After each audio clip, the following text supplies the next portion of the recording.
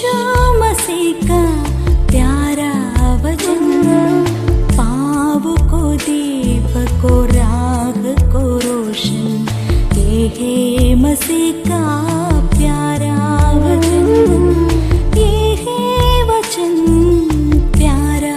परमेश्वर के धन्य नाम की महिमा हो। प्रभात मनन के सत्र 2248 में आप सभी का बहुत ही विनम्रता के साथ स्वागत करता हूँ। ये आज के मनन के लिए हम पढ़ते हैं याकूब अध्याय 2 पद 25 और 26।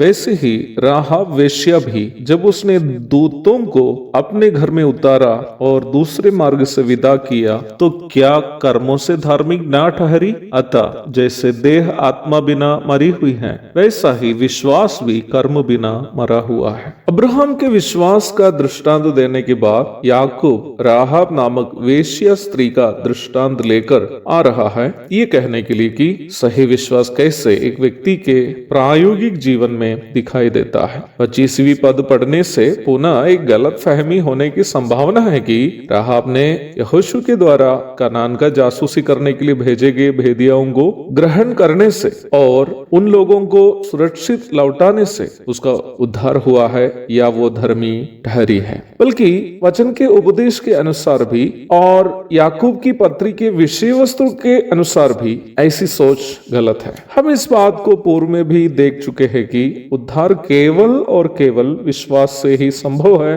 और उद्धार कर्मों से प्राप्त नहीं कर सकते। एफेसी अध्याय 2 पद 8 और 9। याकूब की पत्री का विषय वस्तु यह है कि वास्तविक विश्वास कर्मों में दिखाई भी देता है, न कि कर्मों से उद्धार प्राप्त कर सकता है। इन दोनों कारणों से ऐसी सोच गलत है कि राहाब दूतों को ग्रहण करने के कारण उसका उद्धार हुआ है। फिर यहाँ याकूब कहना क्या चाह रहा है? इस्राएल के जासूसों की मदद राहाब करने का जिक्र यहोशू की पुस्तक के दूसरे अध्याय में हम देखते हैं। अध्याय 2 के 9 से 11 तक के पदों में राहाब जासूसों से ये कहती है कि वह यरीहो के राजा से भी नहीं डरते हुए उन्हें शरण क्यों दी है। इस्राएल के परमेश्वर और उनके पराक्रमी कामों के बारे में वो पहले से ही जानती थी। वह ये पूर्व ही सुनी थी कि कैसे परमेश्वर यहोवा ने इस्राएल को मिस्र से छुड़ाया और यहाँ तक लाल सागर को विभाजित करते हुए मिस्र के फिरौन से और फिर शक्तिशाली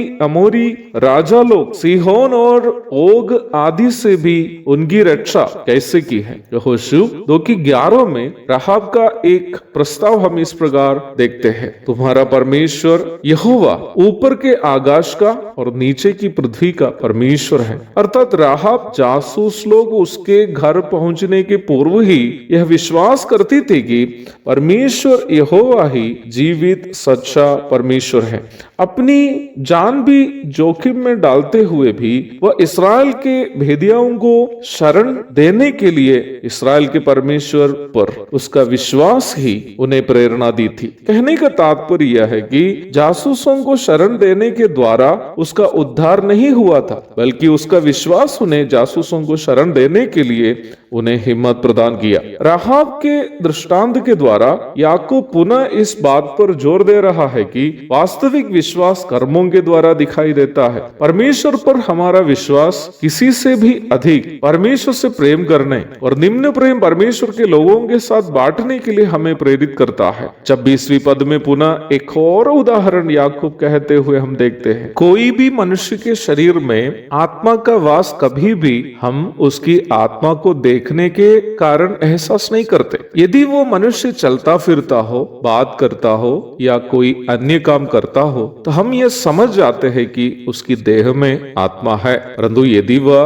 कुछ नहीं करता हो और उसके शरीर से किसी भी प्रकार की प्रतिक्रिया नहीं होती हो तो हम ये अनुमान लगाते हैं कि शायद वो व्यक्ति मर गया है। अर्थात शरीर में आत्मा का वास शरीर की गतिविधियों से ही अनुमानित है और वैसे ही किसी का भी विश्वास जो परमेश्वर पर उसका है बाहर से दिखाई नहीं देता। हमारा विश्वास तब ही प्रकट हो जाता है जब हम परमेश्वर के धार्मिक स्वभावों को अपने दैनिक जीवन के व्यवहार में दिखाते हैं। याकूब के अनुसार ईश्वरीय धार्मिक स्वभावों को यदि हम अपने दैनिक जीवन में दिखा नहीं पाते हैं तो वो इसलिए है कि हमारा विश्वास मृतक है, अर्थात कोई काम का नहीं है। कहने का तात्पर्य यह है कि यदि हम वास्तव में प्रभु पर विश्वास करते हैं तो प्रभु का स्वभाव हमें अवश्य दिखाना होगा। एक और शुभ दिन की धन्य कामनाओं के साथ आज का मनन में यह समाप्त करता हूँ। प्रभु आप सबको आशीष दे। आमीन।